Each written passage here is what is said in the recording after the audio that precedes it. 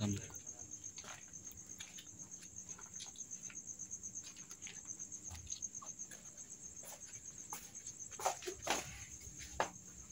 Assalamualaikum.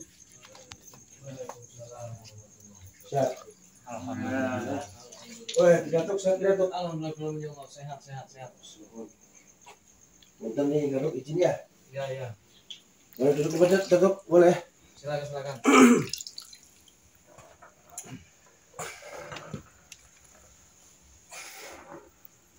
Assalamualaikum pemirsa, kembali lagi bersama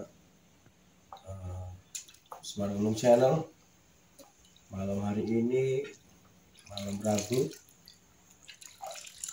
bulan Maulud ya. Hari ini saya sengaja datang silaturahim ke tempat Datuk. Pas kebetulan di sini lagi ada acara untuk istilah bahasa orang Banten itu dus, memandikan pusaka-pusaka zaman dulu. Mungkin pemirsa tahu, selain orang Banten juga mungkin tahu yang namanya spiritual dan juga mengenang pusaka-pusaka. Maka dari itu saya mungkin banyak bertanya dengan spiritual Ki Datuk. Ki Datuk ini asli orang Cilegon pemirsa. Cuman beliau ini walaupun umurnya muda, tapi keterkaitan spiritual ataupun benda-benda pusaka keramat, beliau ini menurut saya tajam dalam arti tajam batinnya. Oke pemirsa, saya mau akan tanya sama Ki Datuk.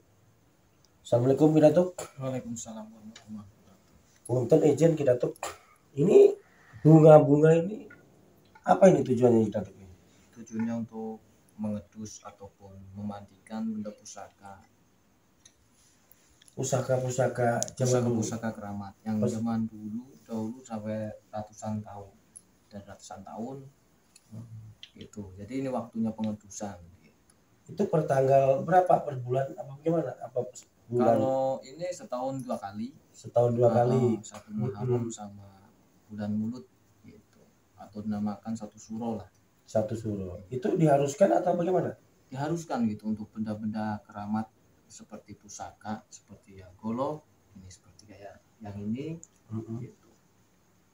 Jadi kalau tidak dimandikan itu karena ya wajib untuk dimandikan gitu, ataupun didus lah gitu. Berarti setiap pusaka-pusaka itu ada penunggunya atau ada hodamnya bagaimana? Iya, itu pasti ada kodamnya. Sama apa itu beda-beda yang mengisi di dalam pusaka masing-masing. Betul sekali. Oh begitu. Oh itu ininya bagaimana, apa sisi positifnya gimana Datuk? Sisi positifnya itu kita membedakan dari Auranya negatif dan juga positif. Oh gitu. Tapi kalau saya pribadi kalau yang negatif saya singkirkan. Oh gitu. Iya, intinya saya memegang yang positif Oh gitu. Iya. Jadi pusaka-pusaka yang ada di sini ini pemirsa semuanya positif. Jadi isi karomah dan juga hodam-hodamnya Datuk sendiri menyatakan ini adalah positif. Alhamdulillah. Jadi pusaka-pusaka yang ada di Datuk semuanya ini beberapa item, ada keris, ada golok, macam-macam namanya. Akan tetapi beliau bisa menguasai lah, insya Allah tahu lah, bukan menguasai, artinya tahu mana harusnya bagaimana yang dilakukan, beliau tahu.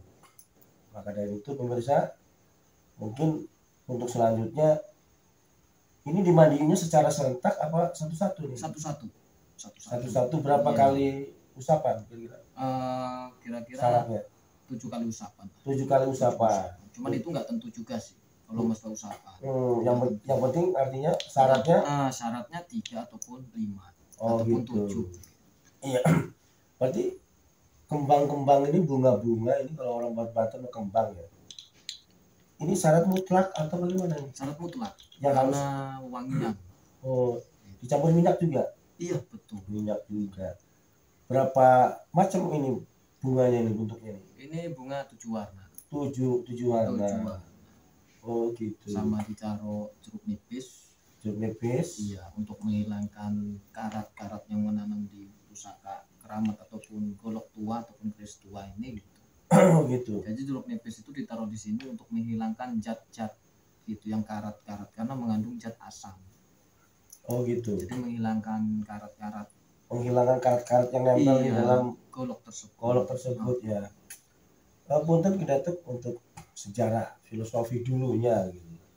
Itu memang benda-benda itu dibuatnya apa dari besi tua, apa dari batu, apa bagaimana? Contohnya kayak misal keris. Iya. Itu keris itu kan apa kan ada warnanya, ada warna hitam, ada warna coklat, itu bendanya benda besi apa batu itu? Ini bentuknya besi. Besi ya, besi tua zaman dulu ya. Besi tua. Alhamdulillah besi tua. Saya dapatkan ataupun saya dapat ini ya, alhamdulillah Allah sudah mempercayai saya dengan benda pusaka. Sebenarnya mayanya benda mati gitu. Cuman ya insya Allah amanat dari termasuk orang tua ataupun dari keturunan saya akan rawat benda tersebut gitu. Ini turun menurun.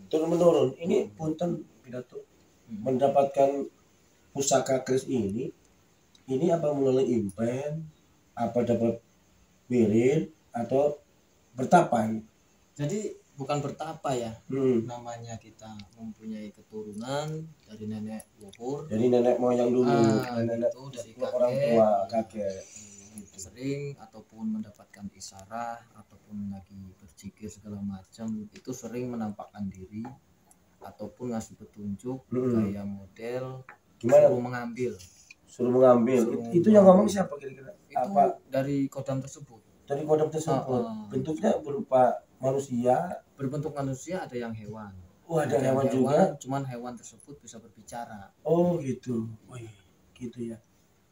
Aneh juga ya. Berarti bangsa gaib itu ya? Bangsa gaib. Itu yang dipegang tadi keris itu apa harus seperti itu saja? Apa pakai dikasih nanti sarungnya apa gimana itu? Ini sarungnya ada. Oh, sarungnya ada. Karena ini mau pengedusan. Oh, dibuka gitu. Saya buka. Saya buka dari kerangkainya karena mesti dibersihin semua. Terus ini gak ada gagangnya gimana itu? Ada. Oh, ada juga. Ada. Ini oh, betul iya. Ternyata pemirsa kalau dimandiin bukan orang saja ya pemirsa, ternyata buka baju juga sama. Artinya biar masuk semuanya ya. Iya. Kena air persyaratan ini ya, Datuk ya. Selain minyak itu nggak ada jampi-jampian gitu kan? Ini jampian sudah diadoroi para wali ataupun yang ada di Kesultanan Banten, kita sudah diadoroi semua. Oh gitu. Jadi alhamdulillah di jampi-jampi itu nggak ada, cuman hadoroh. Hadoroh bukan jampian ya? Kalau jampian itu doa ya, minta doa dari Yang Maha Kuasa. Betul ya. Berarti ini harus dilakukan ya kalau memang ininya apa nama pusaka itu. Betul. Karena apa permintaan dari hodam sendiri apa dari kitanya itu? Karena ini dari permintaan ataupun dari nenek leluhur ya, amanat ataupun kita belajar. Tapi termasuk kodam sudah berbicara, saya harus dimandikan selama setahun itu sekali. Kodamnya sendiri ngomong. Secara batin secara batin, dan juga dari orang tua ataupun dari kakek ataupun nenek berbicara seperti itu. Oh gitu ya. Jadi ya harus benar-benar dilaksanain ya. Kadang punten artinya Kidatuk orang yang pakai pusaka itu atau yang mendapat pusaka atau ketitipan dari orang tua atau leluhur, ketika hodamnya itu berontak, ketika apa namanya yang punya dirinya nggak kuat. Saya dengar dulu orang ada yang punten, ada yang stres, ada yang gila gitu. Apakah itu pengaruh dari hodam tersebut apa bagaimana itu? Kalau kita mempunyai ilmu, ilmu itu yang membuat kita stres ataupun mohon maaf gila, itu ada yang tanpa guru. Oh gitu. Kalau benda pusaka ini bukan karena bikin gila, tapi benda pusaka ini menghasut diri kita untuk menjadi takabur dan sombong. gitu. Menghasut, menghasut diri kita, makanya menimbulkan sombong dan takabur. Terus Tapi kalau misalkan yang untuk stres, maaf ataupun gila, itu ilmu tanpa guru. Ilmu tanpa guru. Tanpa guru. Oh gitu. Ini fungsinya artinya bukan menghasut kita itu tuh bagaimana? Artinya kita bisa mengendalikan apa gimana? Jadi gini, karena kita umur belum cukup umur, maksudnya masih muda, kita masih ke bawah dengan benda pusaka ataupun goib tersebut. Oh. Goib tersebut masih tinggi dari umurnya. Oh gitu. Jadi orang tersebut yang mempunyai ataupun yang belum mengerti benda pusaka, contohnya kita nemu barang pusaka tersebut, kita ambil, ternyata barang pusaka tersebut itu negatif. Yang negatif itu yang akan menguasai diri kita, jadi menimbulkan sombong dan takabur. Oh iya, maksud saya tadi itu kita tuh artinya bisa menghasut kita itu dengan ketakaburan, ternyata kita dikuasai dengan makhluk tersebut. Ketika itu kita nggak kuat. Oh gitu. Jadi kita kuat, misalkan mengendalikannya, insya Allah nggak jadi masalah. Insya Allah tidak akan, tidak ada efek samping. Karena begini, benda pusaka kalau kita sudah ditaklukkan ataupun kita menaklukkan benda pusaka ataupun goib tersebut, goib tersebut akan nurut sama kita. Oh gitu. Tapi kalau goib tersebut tidak bisa ditaklukkan, itu akan menaklukkan kita. Oh itu bahaya berarti. Bahaya. Makanya hati-hati jikalau menemukan benda pusaka, kalau tidak mengerti asal usulnya benda pusaka tersebut dan positif ataupun negatifnya, lebih baik tidak usah diambil. Oh gitu ya, karena takut merasuki ke dalam tubuh kita. Betul, bisa menghasut. Berarti ini semua udah takut semua ya, Pak? Alhamdulillah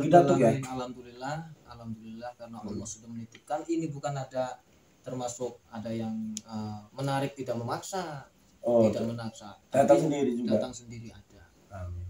Kalau narik terpaksa itu tidak ada. Paling kita meminta kepada Allah, kalau ada jodoh di sini, saya minta untuk yang positif. Siap. Yang bisa membantu pelantara dari Gusti Allah, pelantara melalui goib tersebut. Nah, setelah dimandikan ini semuanya satu persatu, terus seperti biasa ditaruh kembali. Ya, kita keringkan dulu. Oh, dikeringkan dulu. Keringkan dulu. Kita keringkan, sudah kering baru dimasukkan, baru masuk ke kamar. Oh gitu. Kamar khusus ya? Kamar khusus. Pusaka semua. Oh, jadi pusaka juga ini harus punya kamar yang khusus. Iya, karena benda pusaka itu tidak boleh dibarengin tidur dengan keluarga. Dengan keluarga. Bahaya berarti. Bahaya tidak, cuman kalau bahasa manusia dusun. Kurang pas ya. Kurang pas penempatannya.